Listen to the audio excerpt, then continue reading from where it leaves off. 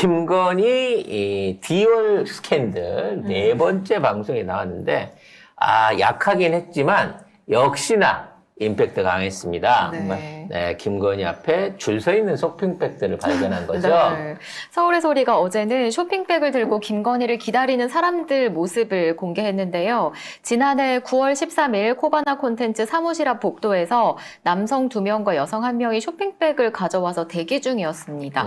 그리고 이 쇼핑백 3개 중 하나는 신라 듀리프리, 그러니까 신라 면세점 쇼핑백이었거든요. 이걸 뭐 사실 김건희에게 주는 건지는 모르지만 이제 목사에 따르면 나왔을 때 이 사람들이 뒤이어 들어갔다라고 하는 걸로 봐서는 전달되지 않았을까. 원래 김건희가 인터뷰에서 그랬어요. 자기 3시에 약속이 있다고.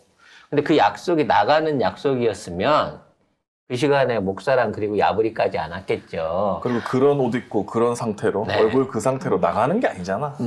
어디 나가서 보여줄 게 아니라 자기한테 상납하러 오는, 그러니까 자기한테 쉽게 말해서 한 수 꿇고 들어오는 사람들이 오기 때문에 나는 어떠한 자세로 있어도 괜찮다라는 자부심을 보여준 거죠. 자, 근데 문제는 이제 어떤 그 뇌물을 줄 때 말이죠. 우리가 뇌물을 주면 네. 거기에다 뇌물 상자에다 뇌물 이러고 써서 주지 않잖아. 그렇죠. 그러니까 내가 뭔가를 줄 때 이게 좀 은밀하고 잠깐만. 부정한 물건이면 네. 거기에다 이제 다른 이름을 붙이거나 다른 박스를 씌우거나 이런단 말이야. 케이크 박스에 현금을 넣거나 사과 박스에 현금을 넣지. 비타 500박스에 그렇죠. 돈다발을 넣구나. 근데 그냥 예를 들어 뇌물을 주러 가는데 하얀 투명 비닐백에다가 5만 원짜리를 채워갖고 갖다 주는 거나 마찬가지야. 그러니까 대놓고 뇌물입니다라고 갖고 가는 거거든. 왜냐하면 그렇게 하지 않으면 만나주지 않으니까요. 아니 경호원들이 미리 검사를 하잖아요. 경호원들한테 얘기해놨겠죠.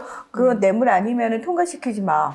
그럼 경호원들이 위험한 물건을 검사하는 게 아니라 진퉁인지 짝퉁인지 당연하죠. 뇌물인지 당연하죠. 아닌지. 뇌물인 거는 그리고 중요하지 않지. 일정 급 이상인지 아닌지. 그러니까 포장과 박스, 영수증이 삼위일체로 완벽하게 갖춰진 경우에만 미팅을 해주는 거군요. 보증서 들어있는지 반드시 확인해요. 그럼요. 그거 자체가 사실은 경호처에서 그거를 반입을 시키면 안 되는 거예요, 원래.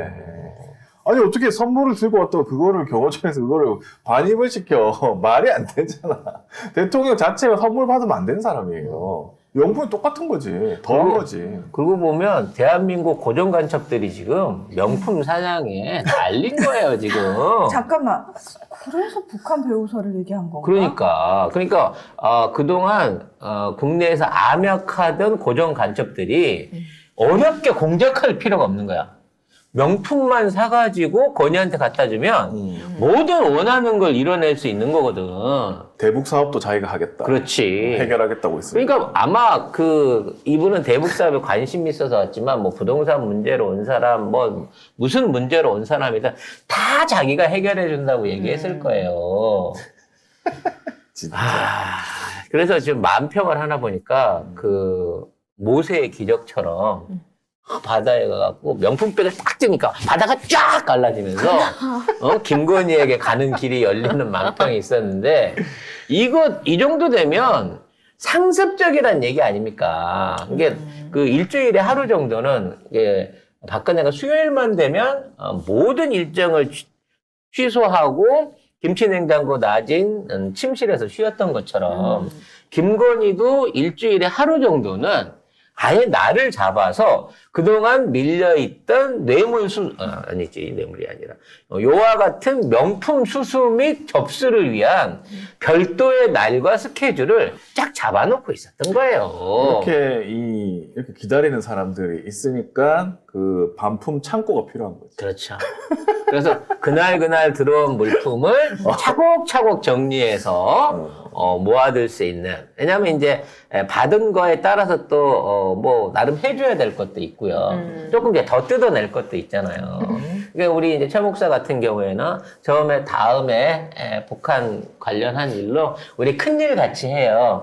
그땐 큰 백이에요. 뭐 이런 식으로 관리가 필요하기 때문에 그땐 큰 백이에요. 이거는 가로 안에 있는 말이에요. 바로 안에 있는 얘기지. 네. 큰 일이니까. 그래서 뭐 나중에 방북단에 넣어준다든지 뭐 이런 거 할 때 그때는 이제 약간 큰 백이 와야 되는 거죠. 에르메스라든지 구찌라든지 이제 이런 게 와줘야 되는 거죠.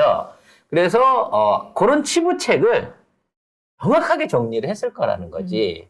즉 얘가 직접 이걸 갖다가 일일이 관리할 것 같진 않고 그 안에 요걸 관리하고 있는 전문적인 직원이 있어서 왜냐면 없으면 중간에 빼돌리거든요, 애들이. 잊어버리는 사이에 정리가 안 되면 없어져요. 네. 그러니까 요걸 정리해갖고 렛대로 붙여서 며칠 날 누구한테서 어떻게 받았다라는 것들을 기록해둔 장부가 있을 것이다. 항상 그 직원은 장갑을 끼고 그 더스트백을 열어서 항상 잘 있나 확인하고 또 가끔 그리고 닦기도 하고. 뭐 최소한 일주일에 한 번씩 꺼내서 먼지 털고 그렇죠. 꼭 타조기 털을 써야 돼요. 이건 또 왜요? 그래야 먼지도 잘 털리지만 그 뭐랄까 그 여기 기스가 안 나거든요.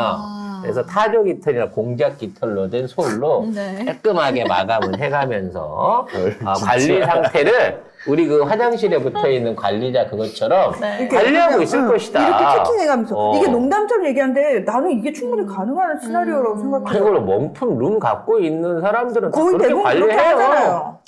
그러니까 문제는 뭐냐면 이게 쟨 집은 있는데 명품이 없나 봐.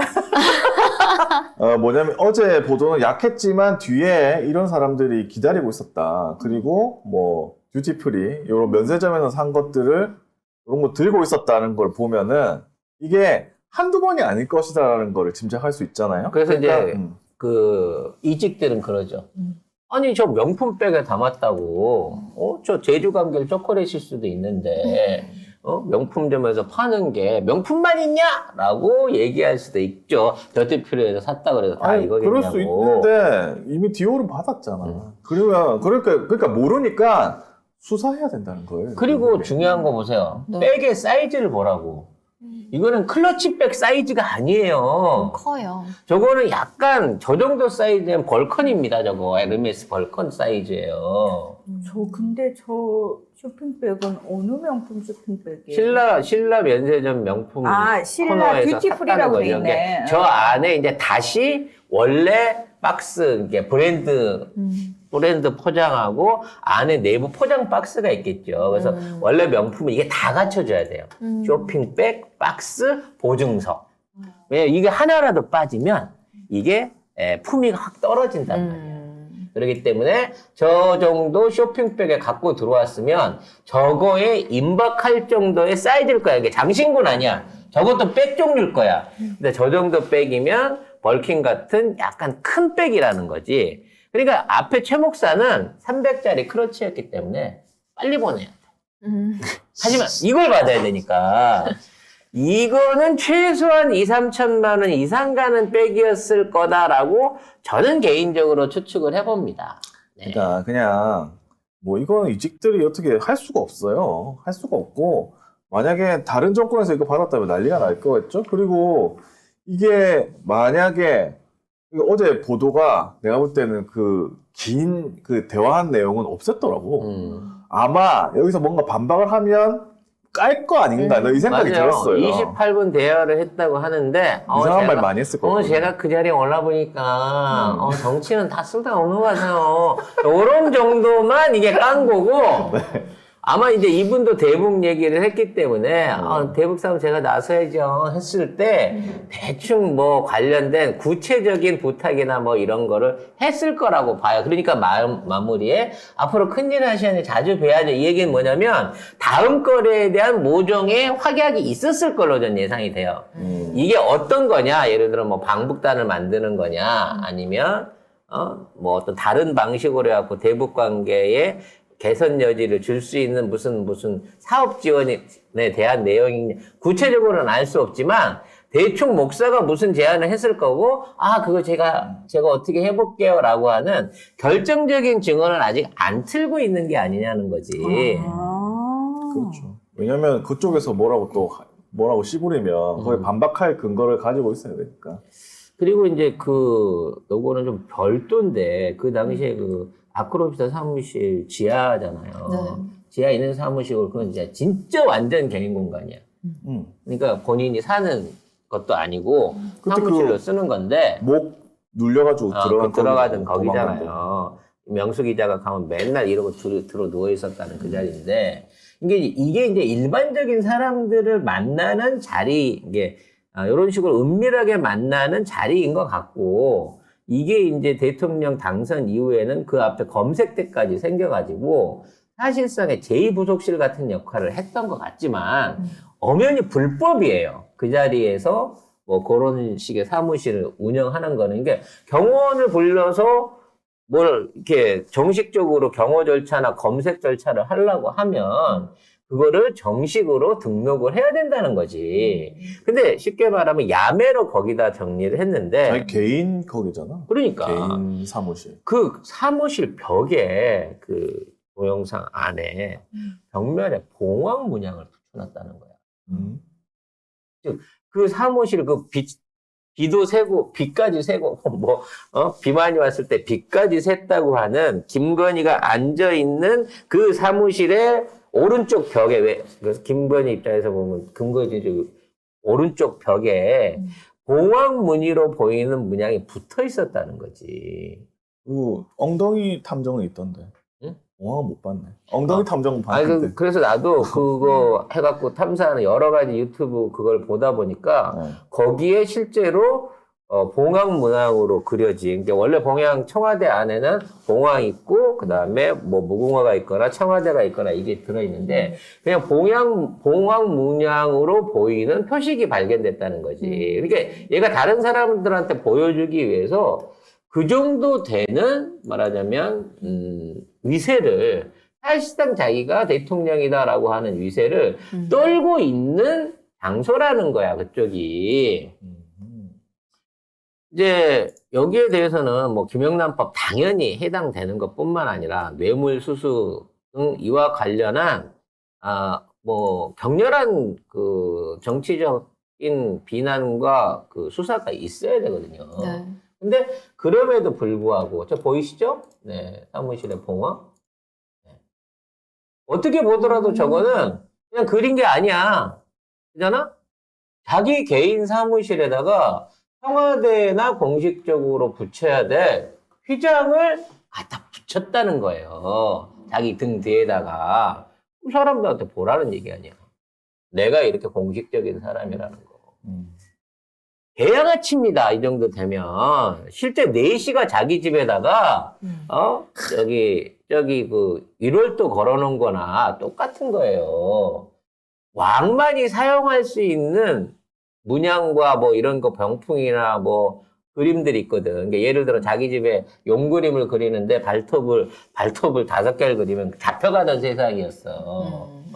기본적으로 관원의 복은 황금색을 못 입게 하고 서민들은 금색 옷을 못 입게 하던 시절도 있었단 말이야. 자주 옷을 못 입게 하던. 근데 감히 김건희가 저 따위 위세를 벌이면서 사람들한테 뇌물을 받아 챙겼는데도 불구하고 여기에 대해서 공식적인 반응은 북한이 그랬다는 거야. 북한이. 차라리 아무 말을 말고 그냥 뭉개고 넘어가면서 선물이 아니었다 그러면 모르는데 아빠 친구 거라서 부담 없이 받았다라고 말할 수 있으려고 하기에는 추가로 기다리는 사람들까지 나섬으로 인해서 얘가 상습범이구나라는 것까지 쐐기를 박은 거예요. 이건 수사 대상이에요. 이거 살아있는 걸로 수사한다던 검찰 다 어디 갔나? 어디다 숨었나? 아무튼 이 나라의 법 집행이 얼마나 계획판으로 가고 있는지를 여러분이 생각을 하셔야 됩니다.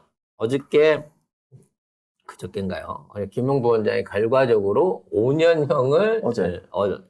그 선고를 받았고 아직 1심이긴 합니다만 그 뇌물을 줬다고 주장하죠. 아직까지 정확하게 유동규가 뇌물을 준 상황에 대해서는 증빙을 못하고 있는 상황이에요. 증거 하나도 없고. 여기다 이렇게 끼워갖고 갔다. 이 증언 이외에는 별다르게 돈을 줬다는 증거도 없고 김영 씨가 그거에 관계된 돈을 어디다 지출한 내력도 없어요. 근데 정치자금법으로만 6억 이상의 돈을 땡겨갔다라고 유동규의 증언을 다 받아서 써줬어. 그걸 유동규는 무죄래요.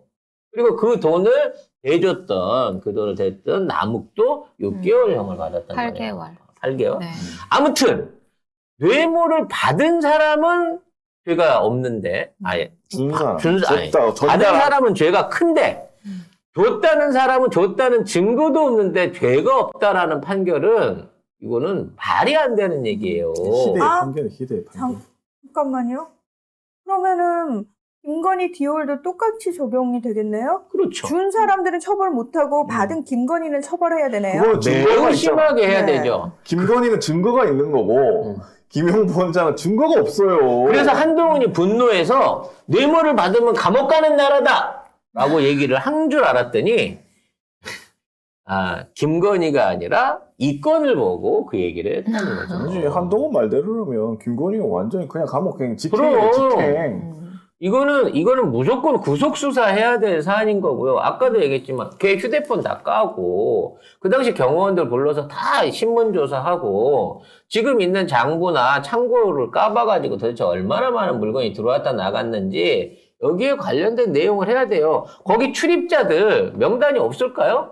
난 명단이 있다고 보거든. 없으면 증거인멸이고요. 이거 아니 그러니까 대통령실이잖아 거의 이거 수준이 영부인 만나는 거예요. 근데 기록이 없어? 공적인 업무 기록이 없어? 이거 말이 안 되는 소리예요. 아니 경호원들이 나가고 세금 받는 경호원들이 나가서 사람들 검색하고 그거 관련해갖고 관리를 했는데 만나게 한 사람들 명단이 없다 그러면 말이 안 되는 거지. 선물 대장도 뭐 있어야 되고 방문객 대상도 있어야 되고 다 필요 있어요. 없어. 휴대폰만 내놔보라 그래.